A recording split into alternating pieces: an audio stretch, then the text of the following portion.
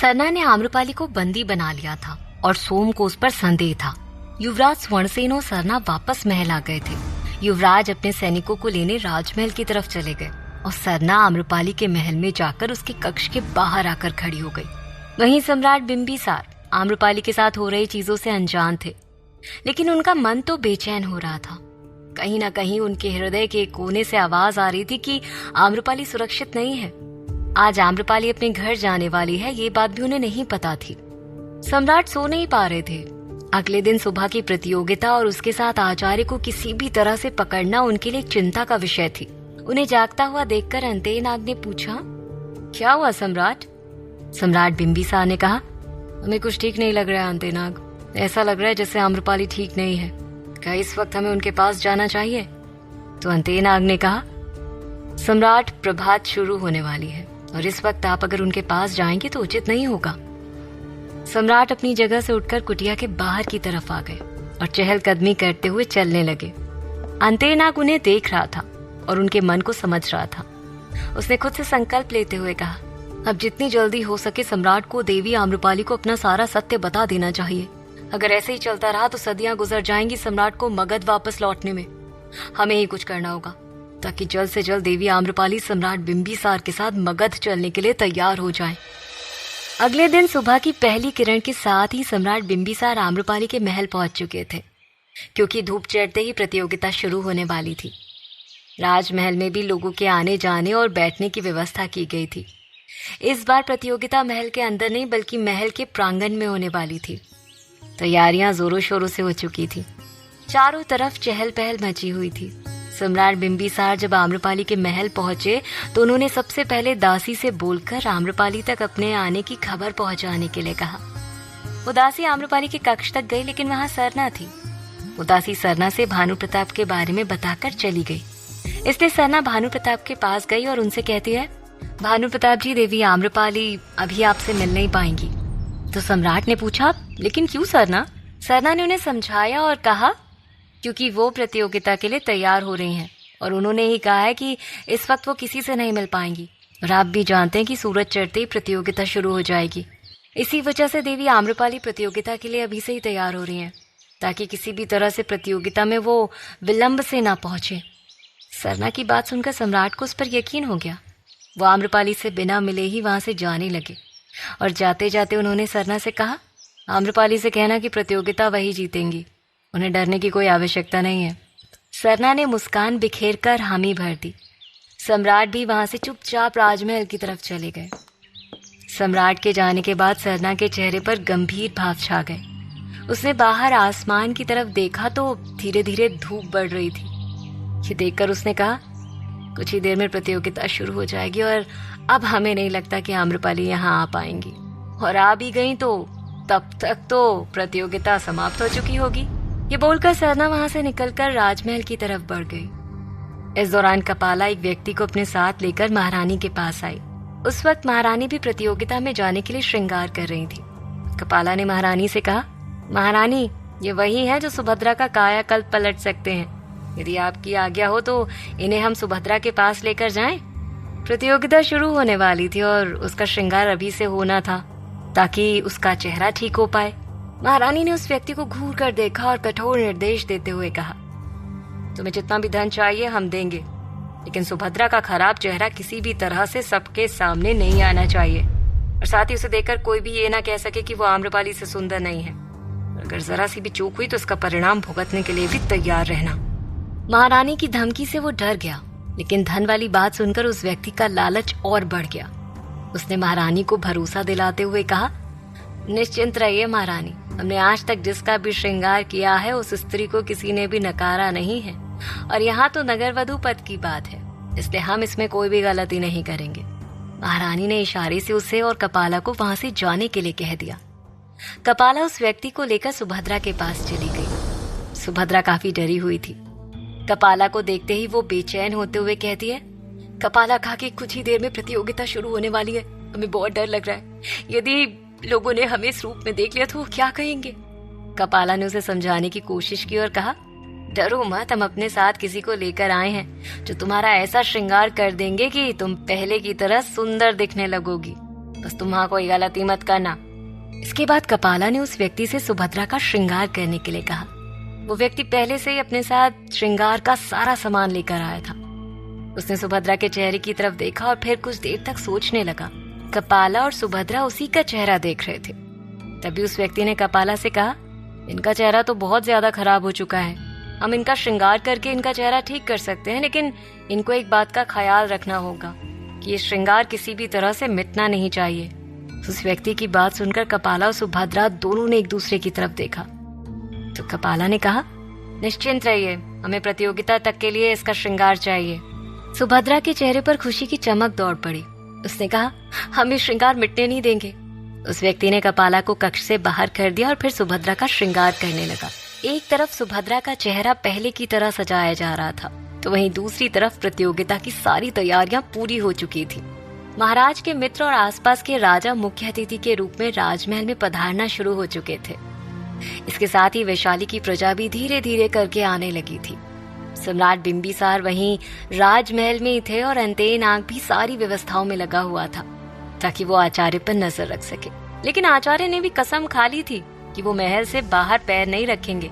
सम्राट बिंबिसार अंतनाग के पास आए और कहते हैं, अंतनाग, ध्यान रहे आचार्य सुमन तुम्हारी नजरों से ओझल नहीं होने चाहिए। अंतनाग ने कहा, निश्चिंत रहिए सम्राट, हम तैयार हैं उन्हें पकड़ने के लिए। इसी दौरान सम्राट बिंबिसार ने देखा कि सरना महल के अंदर जा रही थी। उसे देखकर सम्राट ने कहा, लगता है आम्रपाली अब तैयार हो चुकी है, शायद इसलिए सरना महल आई है। उन्होंने उस पर ज्यादा ध्यान नहीं दिया और प्रतियोगिता वाले स्थान की तरफ चले गए ताकि आम्रपाली की सुरक्षा व्यवस्था देख सके। इस तरफ सरना तेजी से चलते हुए आचार्य सुमंत के पास गई। उस वक्त आचार्य सुमंत वैशाली के राजा के साथ आए हुए मुख्य अतिथियों की सूची मिलान कर रहे थे। उन्होंने जब देखा कि सरना उनसे मिलने आई है तो उन्होंने महाराज से कहा, महाराज क्षमा कीजिएगा, परंतु एक छोटा सा काम याद आ गया है, उसे पूरा करके हम अभी आते हैं। महाराज ने आचार्य से कहा, आचार्य सुमंत, अब ऐसा कौन सा कार्य बाकी है जो प्रतियोगिता शुरू होने से पहले आपको याद आ रहा है?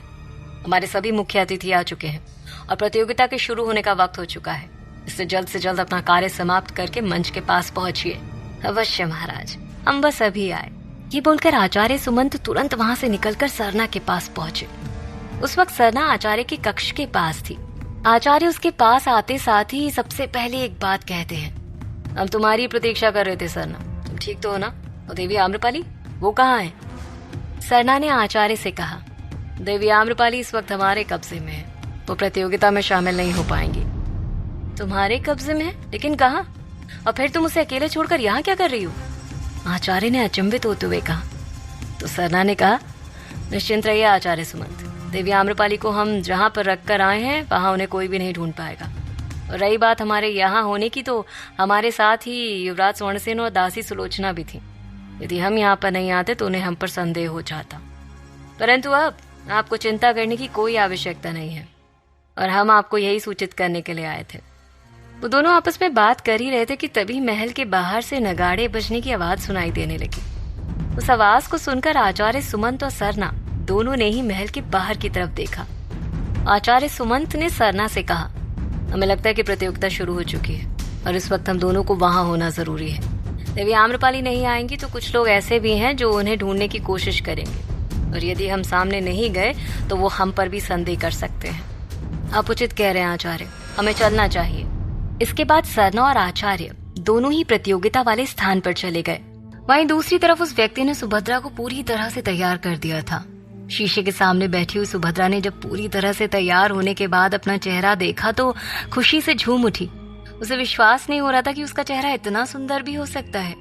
उस आदमी ने फूलों के रस और उनकी पंखड़ियों से बनाई हुई औषधियों की मदद से और कुछ खास लेप का इस्तेमाल करके सुभद्रा को सजा दिया था, जिससे वो पहले की तरह सुंदर लग रही थी।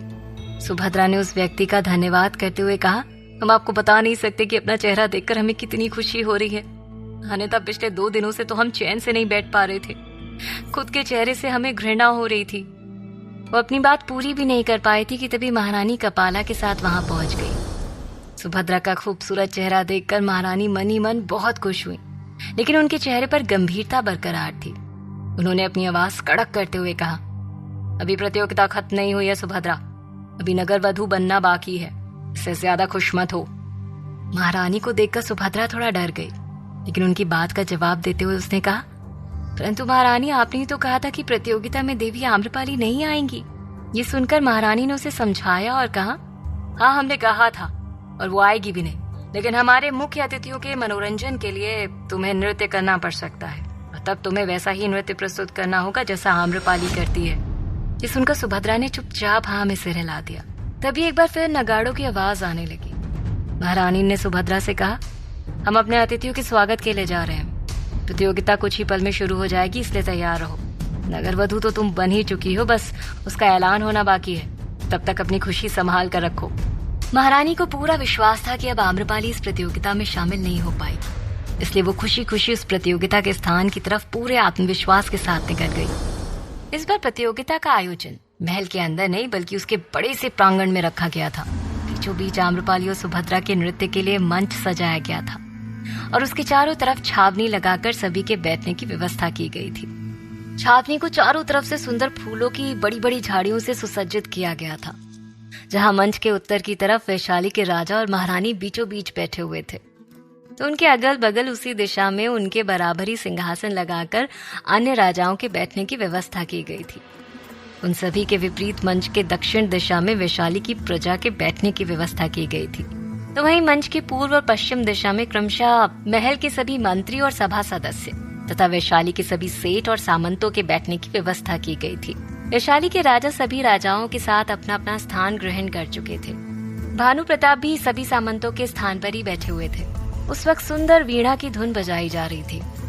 प्रजा में बस एक ही बात चल रही थी, और वो ये कि आखिर आम्रपाली के टक्कर में दूसरी प्रतिभागी कौन है जो उसके साथ प्रतियोगिता कर रही है। सबकी नजरों में उत्सुकता दिखाई दे रही थी।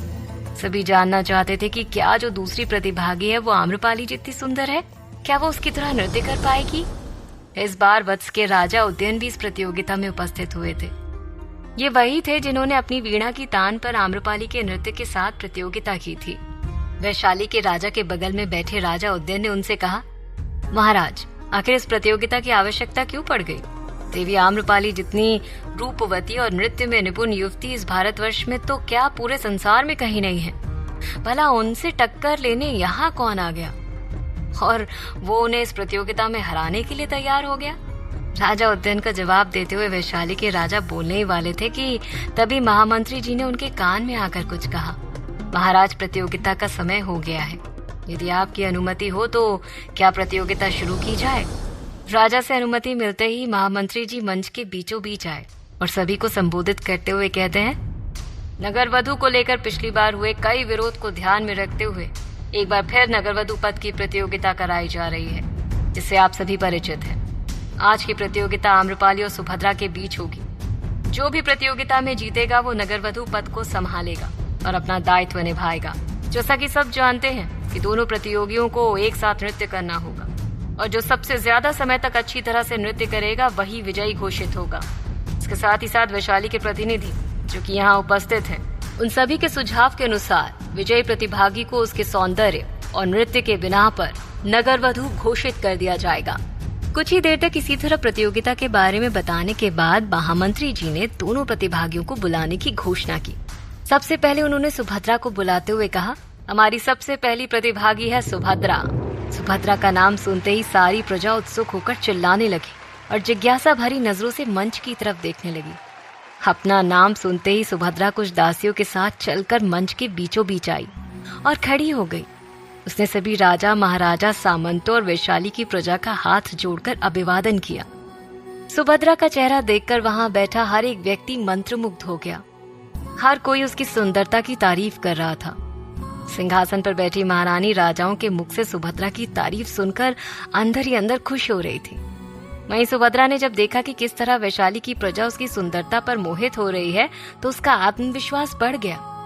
इसके पश्चात महामंत्री जी ने आम्रपाली को बुलाते हुए कहा, और अब हम अपनी नगर वधु जनपद कल्याणी आम्रपाली को आमंत्रित करते हैं। आम्रपाली का नाम सुनकर वहां बैठे सभी लोगों के हृदय थम गए। इस बार उसके स्वागत में वैशाली की जनता पहले से भी ज्यादा जोर से चिल्लाकर अपनी उत्सुकता व्यक्त कर रही थी, जिसे सुनकर एक पल के लिए सुभद्रा का विश्वास हिल सा गया।